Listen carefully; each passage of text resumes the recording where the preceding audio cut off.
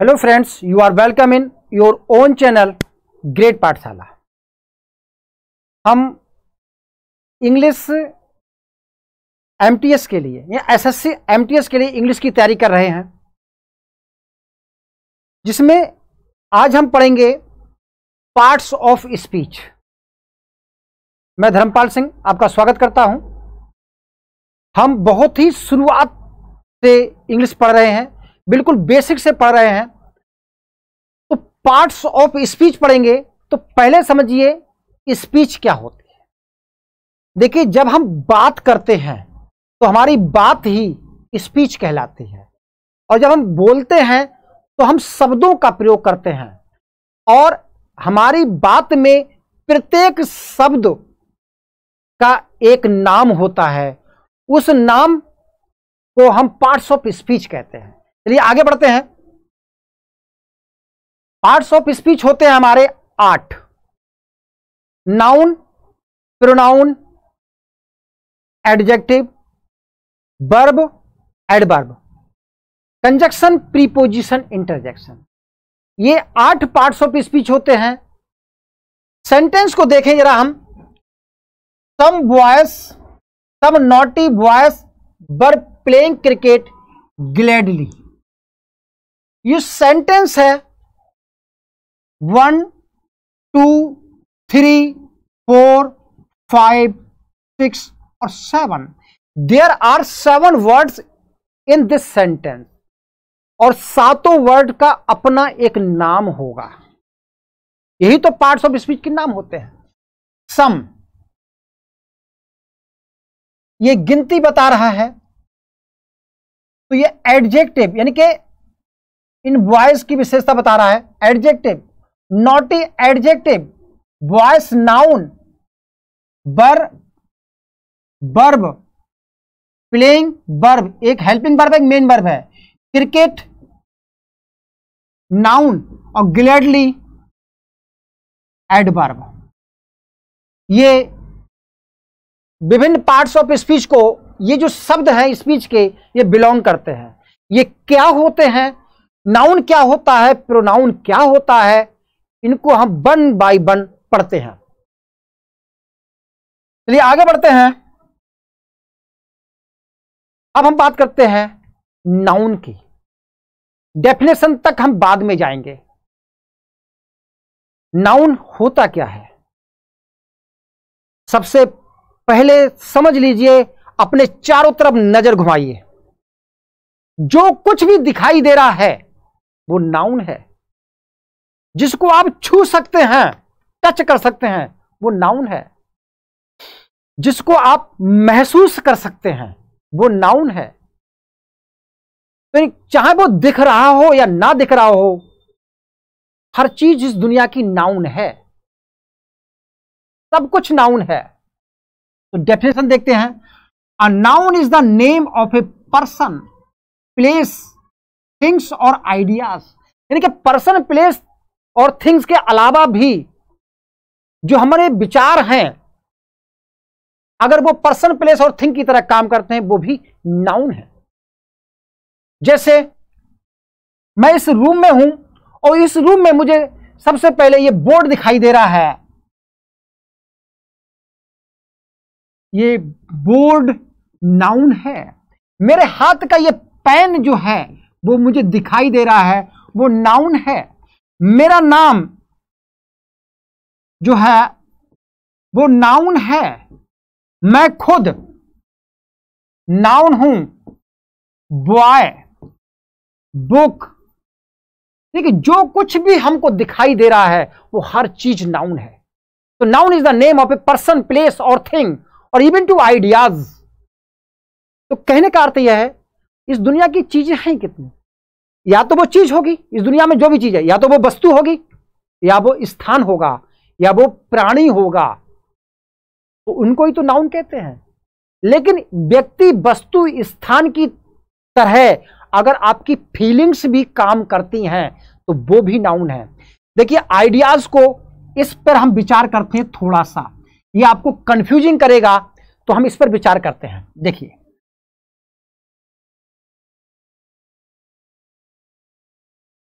जैसे Ram gave me अ pen. तो अ pen क्या है? नाउन है। समझ में आ रहा है? पेन नाउन है, राम नाउन है। क्लियर? समझ में आ रहे होगे? राम गेव मी मनी, ये भी नाउन है। Ram gave me a knowledge, ज्ञान। तो जिस प्रकार राम मुझको पेन दे रहा है वस्तु, मनी दे रहा है वस्तु, नॉलेज फीलिंग है, नॉलेज एक थॉट है, किसका काम कर रहा है? वस्तु की तरह काम कर रहा है। नॉलेज यहां पर एक वस्तु है। तो कहने का मतलब है हमारी फीलिंग्स, हमारे जो आइडियाज अगर वस्तु की तरह काम कर रहे हैं, नाउन है। अगर हमारे आइडियाज व्यक्ति की तरह काम कर रहे हैं तो नाउन है। देखिए कैसे, बहुत आसानी से समझिए, बिल्कुल क्लियर समझ में आ जाएगा। जैसे एक व्यक्ति है डीपी सिंह, ये व्यक्ति का नाम है। ये हमको टीचर्स इंग्लिश पढ़ाते हैं। तो यहां पर ये नाउन है, क्लियर नाउन है। अब हम कहें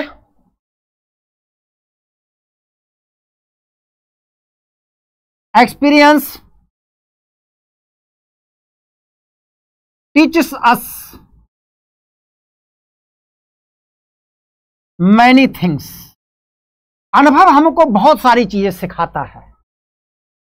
हम अपने जीवन में अनुभव से सीखते हैं।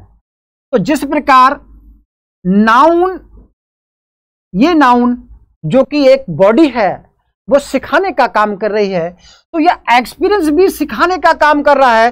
तो क्या यह एक्सपीरियंस एक व्यक्ति की तरह काम नहीं कर रहा है? तो एक्सपीरियंस ये व्यक्ति की तरह काम कर रहा है। तो मेरे कहने का अर्थ यह है, जो हमारे फीलिंग्स और थॉट्स और आइडियाज होते हैं, अगर वो व्यक्ति, वस्तु, स्थान, पर्सन, प्लेस और थिंग की तरह काम करते हैं, only then they are noun. तो इनके बुढ़ापा जिसको हम महसूस करते हैं, जवानी जिसको हम महसूस करते हैं, इलेक्ट्रिक करंट्स जिसको हम टच करते हैं, हर चीज नाउन है। तो उम्मीद कर रहे हैं नाउन में हम इतना ही पढ़ेंगे, नाउन के काइंड्स नहीं पढ़ेंगे, वो हम अलग टॉपिक में पढ़ेंगे। अब हम बात करते हैं प्रोनाउन की। तो प्रोनाउन क्या है? Pronoun is a word which is used in place of noun or a noun। Pronoun वो शब्द होता है जो नाउन के लिए और नाउन के स्थान पर काम करता है। तो प्रोनाउन जो काम करता है वो नाउन को रिप्लेस करके खुद फिट हो जाता है। जैसे हम एग्जांपल लें, a pronoun is a word which is used in place of a noun, ये पढ़ चुके हैं। तो प्रोनाउन क्या होता है? फॉर अ नाउन, नाउन के लिए प्रयोग होने वाला, रिप्लेसेस अ नाउन, नाउन को हटा करके खुद फिट होता है। जैसे देखिए, प्रोनाउन का प्रयोग हम करते क्यों हैं? ताकि हमारा नाउन थक ना जाए। जैसे एक लड़का है, अ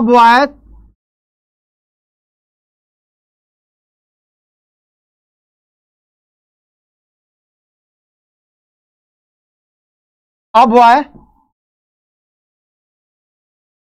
वेंट टू स्कूल, लड़का स्कूल गया। अब बॉय, यही लड़के की बात कर रहे हैं, मैट हिज फ्रेंड्स, अपने मित्रों से मिला।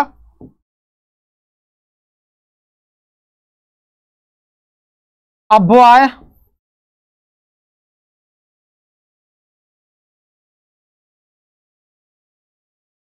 स्टडीड साइंस, इस लड़के ने साइंस का अध्ययन किया। तो हमने बार बार बॉय का प्रयोग किया। हम क्या करते हैं, इसको हम रिप्लेस कर देते हैं इन दोनों, ताकि ये थक ना पाए बेचारे को। बॉय बार बार हमने इसको थका दिया है, तो हम करेंगे a boy went to school, he met his friends, he studied science. तो हमने क्या किया, इस नाउन की जगह इस शब्द को प्रयोग किया। जो शब्द जिसने नाउन को रिप्लेस किया इज कॉल्ड प्रोनाउन। यही प्रोनाउन है। ही, she, it, they, you, B, ये सब प्रोनाउन है। और भी देखते हैं प्रोनाउन के example. Pronoun he, she, it, they केवल यही शब्द नहीं होते, और सारे भी शब्द होते हैं। जो भी शब्द है अगर वो नाउन की जगह प्रयोग हो रहा है, नाउन को रिप्लेस कर रहा है, नाउन के लिए प्रयोग हो रहा है, वो हर चीज प्रोनाउन है। जैसे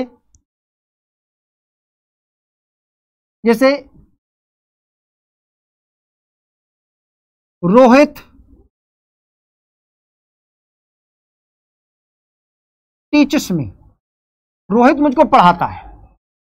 प्रश्न उठता है, किसी ने प्रश्न पूछा हु टीचेस यू, तुमको कौन पढ़ाता है? तो हमने जवाब दिया रोहित पढ़ाते हैं। तो हमने उस रोहित की जगह रोहित को रिप्लेस करके हु शब्द का प्रयोग किया है। तो ये हु शब्द प्रोनाउन है।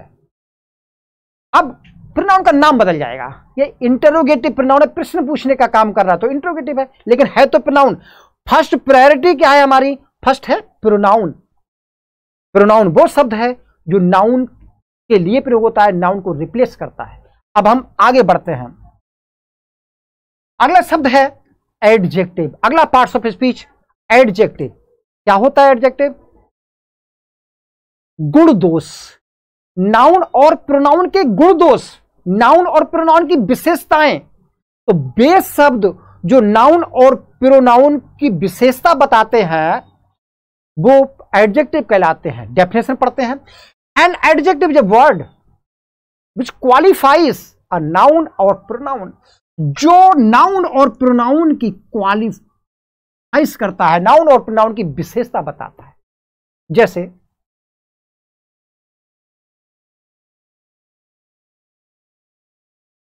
अ ब्यूटीफुल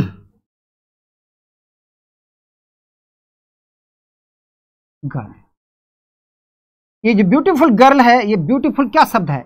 इस लड़की की विशेषता है। ऑनेस्ट मैन, इस मैन जो कि नाउन है इसकी विशेषता है। हम ऐसा कह सकते हैं ही इज ऑनेस्ट, वह ईमानदार है। ही इज ऑनेस्ट, तो ऑनेस्ट जो शब्द है वो इस ही को क्वालिफाइज कर रहा है। तो ही को क्वालिफाइज कर रहा है, इट मींस एडजेक्टिव।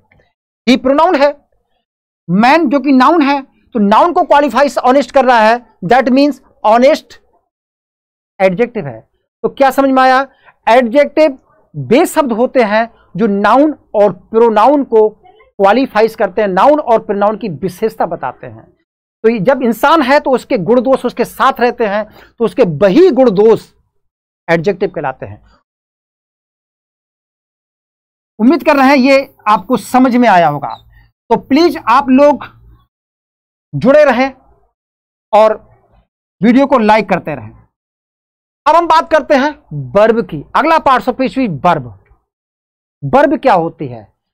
जब भी कोई इंसान एक्टिविटीज करता है, एक्शन करता है, तो वो सब वर्ब होते हैं। तो वर्ब किसी भी व्यक्ति के एक्शन को बताती हैं।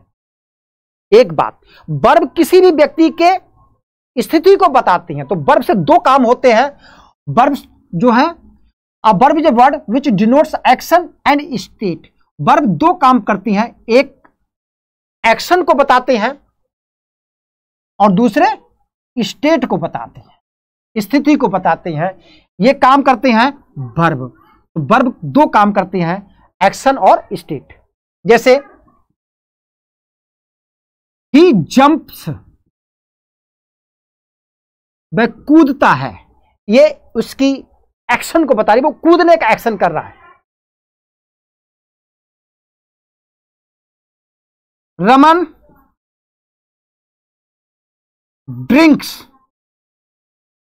पीता है, ये उसके पीने की एक्टिविटी बता रहे हैं। अब हम यही कहें रमन इज ऑनेस्ट, तो इज जो वर्ब है ये रमन की ऑनेस्ट होने की स्टेट को, स्थिति को बता रही है। तो वर्ब वो शब्द होते हैं जो किसी भी सब्जेक्ट के स्थिति को और उसके एक्शन को बताते हैं। खाना पीना, सोना उठना, नहाना धोना, there are a lot of verbs that we do in our daily life. रोज हम बहुत सारी क्रिया करते हैं। सुबह से लेके हम अब एक जागते हैं, मुंह हाथ धोते हैं, वॉश, खाना खाते हैं, ईट, पानी पीते हैं, drink.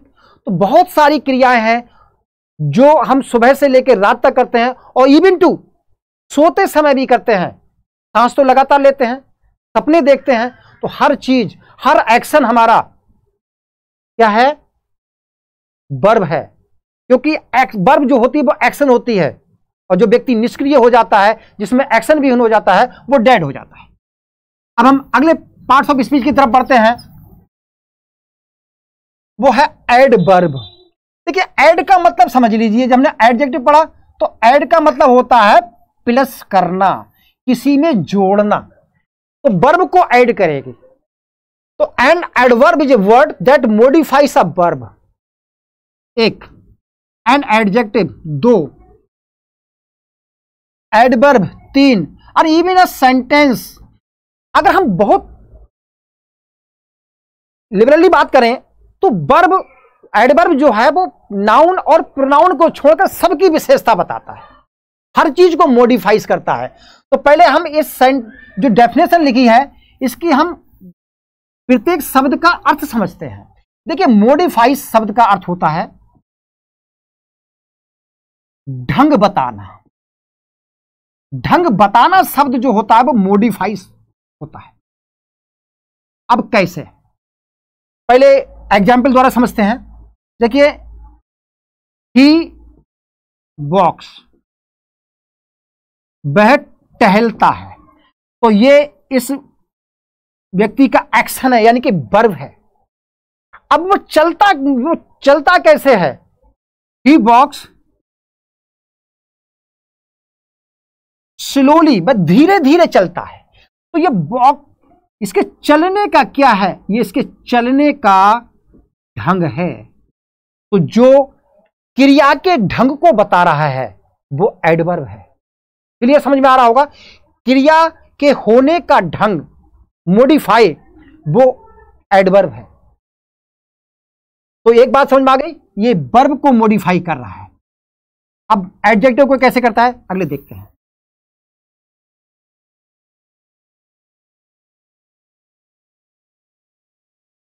He walks slowly.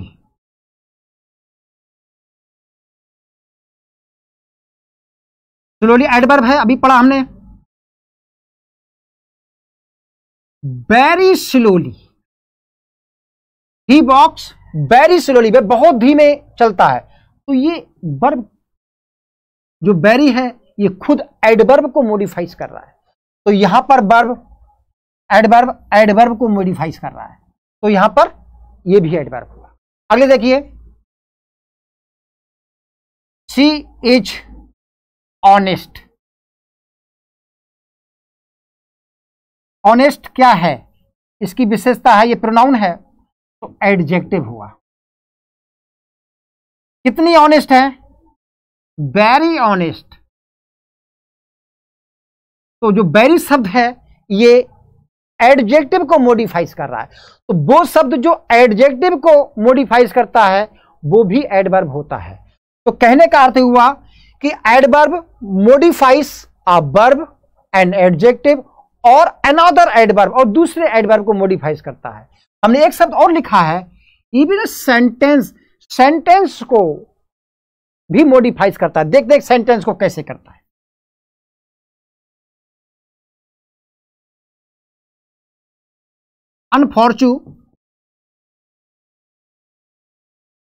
Unfortunately, दुर्भाग्यवश,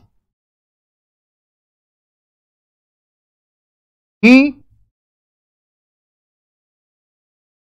डाइड इन द बैटल। वह बैटल में कैसे मरा?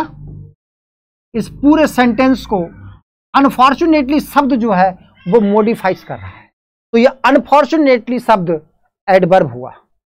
तो एडवर्ब समझ में आ गया होगा।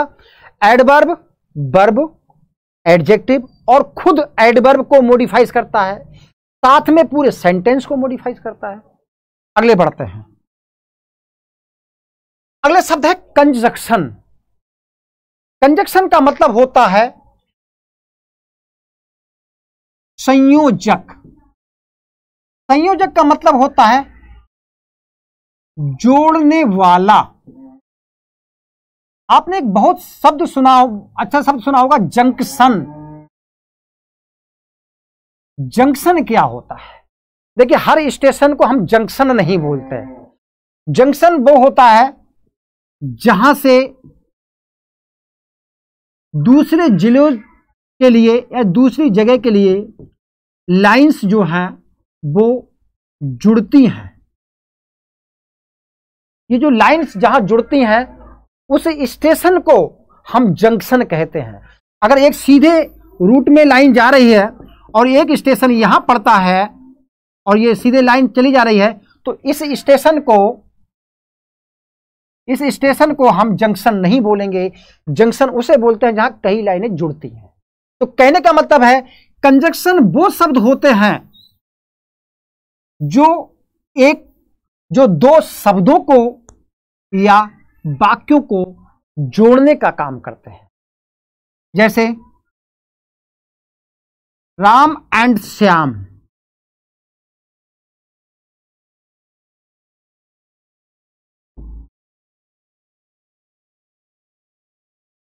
Are good friends. तो यहां पर राम और श्याम दो शब्द हैं, इनको जोड़ने का काम एंड ने किया है। तो एंड जो शब्द है वो आपका कंजक्शन है। He went to Agra and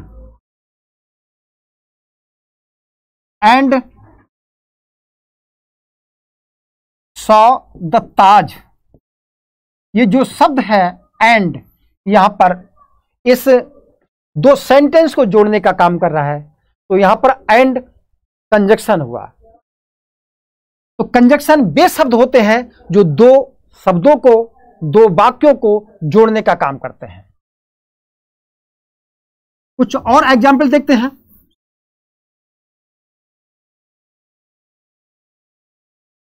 he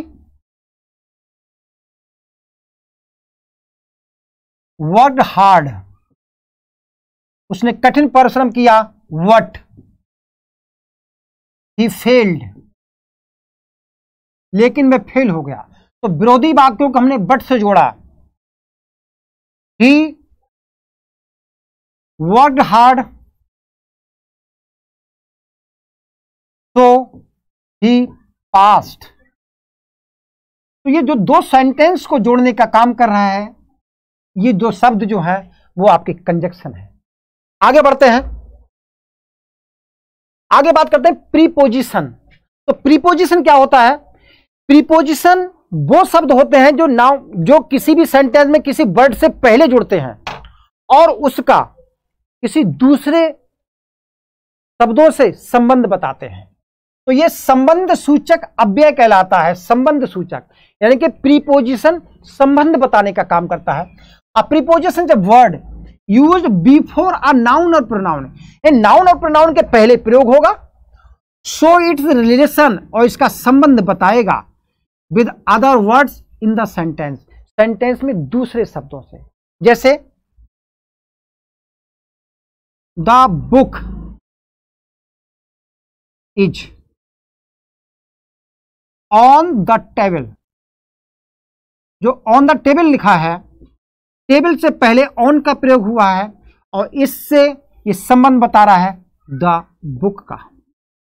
तो प्रीपोजिशन नाउन प्रोनाउन से पहले प्रयोग होता है और सेंटेंस में दूसरे शब्द से उसका रिलेशन बताता है, ये आपका प्रीपोजिशन होता है। प्रीपोजिशन अपने आप में एक बहुत ही कठिन विषय है, क्योंकि बहुत सारे प्रीपोजिशन होते हैं। इसको हम अलग वीडियो में बहुत ही विस्तार से पढ़ेंगे ताकि आपको प्रीपोजिशन समझ में आ जाए। एट, ऑन, ऑफ, फ्रॉम, बहुत सारे प्रीपोजिशन होते हैं। तो ये थे हमारे प्रीपोजिशन। अगला parts of speech, the last one, वो है आपका इंटरजेक्शन। क्या होता है? Sudden feelings of our heart. देखिए, हम कोई भी चीज देखते हैं और उस चीज को देखने के बाद वो चीज अच्छी भी हो सकती है, बुरी भी हो सकती है, हमारे मन में खुशी भी पैदा कर सकती है, हमारे मन में दुख भी पैदा कर सकती है। उस खुशी, दुख, आश्चर्य की भावनाएं जो हमारे अचानक हमारे मन से निकलती हैं, उनको हम इंटरजेक्शन बोलते हैं। जैसे किसी ने हमारे चिकोटी भर ली तो हमारे मन निकलेगा आउच, तो ये इंटरजेक्शन है। कहीं गंदी जगह देख ली, हमने कहा छी, ये इंटरजेक्शन है। कहीं कोई दुख भरी अवस्था होती है तो हम कहते हैं एलास, अफसोस, मैं तो बर्बाद हो गया। तो जो एलास शब्द है ये इंटरजेक्शन है। तो इंटरजेक्शन वो शब्द होते हैं जो हमारे हृदय की फीलिंग्स को व्यक्त करते हैं। सो सडन फीलिंग्स और इमोशंस ऑफ आवर हार्ट, हमारे हृदय की सडन फीलिंग्स को और इमोशंस को दर्शाते हैं। जैसे जॉय की फीलिंग है, हुर्रा और हुजा से दर्शाते हैं। ग्रिप की फीलिंग एलास से दर्शाते हैं। सरप्राइज, आहा, व्हाट से दर्शाते हैं। और अप्रूवल का ब्रेवो से दर्शाते हैं। जैसे एलास, अफसोस, आई हैव रूइंड, मैं बर्बाद हो गया। इस बात को कहने से पहले हमारे हृदय से निकला अफसोस, हे राम, मेरे साथ ये हो गया। तो जो हे राम शब्द है, हिंदी का शब्द है, ये आपका इंटरजेक्शन है। और जहां इंटरजेक्शन लगता है वहां पर साइन ऑफ एक्सक्लेमेशन, ये होता है साइन ऑफ एक्सक्लेमेशन लगाया जाता है। उम्मीद कर रहे हैं आपको इंटरजेक्शन भी समझ में आ गया होगा। ये साइन ऑफ एक्सक्लेमेशन है, ये लगता है, देखिए ये है। तो समझ गए होंगे। तो देखिए, पार्ट्स ऑफ स्पीच की सेंटेंस में एक पोजीशन होती है। इसी पोजीशन को हम 1 बाय 1 पढ़ते हैं। जब हम नाउन पढ़ेंगे तो नाउन में क्या पढ़ेंगे? नाउन में नाउन के काइंड्स पढ़ेंगे, नाउन की डेफिनेशन पढ़ेंगे, नाउन के जेंडर पढ़ेंगे, नाउन के नंबर पढ़ेंगे, नाउन के केस पढ़ेंगे। ऐसे ही हर पार्ट्स ऑफ स्पीच के बारे में पढ़ेंगे। और ध्यान रखना, कभी भी पढ़िए तो आप हर पार्ट्स ऑफ स्पीच की सेंटेंस में पोजीशन को जरूर पढ़िए, क्योंकि पोजीशन डिसबैलेंस होती है, सेंटेंस का अर्थ बदल जाता है। और यही हमको एरर डिटेक्शन करनी होती है। आज के लिए बस इतना ही। उम्मीद कर रहे हैं आपको वीडियो पसंद आया होगा। Thank you, all the best.